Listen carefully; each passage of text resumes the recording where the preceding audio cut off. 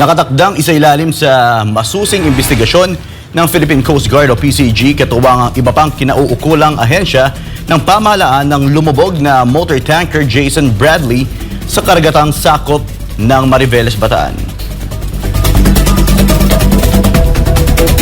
Ito ay matapos na may ahon ang lumubog motor tanker nitong Miyerkules ng hapon, Setyembre 25. Ayon kay Philippine Coast Guard Station Commander Lieutenant Michael John Encina, ang barko ay hihilahin papunta sa diving industry shipyard sa barangay Alas Asin sa Mariveles, Bataan na may layong 2 kilometro mula sa kasalukuyang posisyon nito bago isagawa ang masusing investigasyon.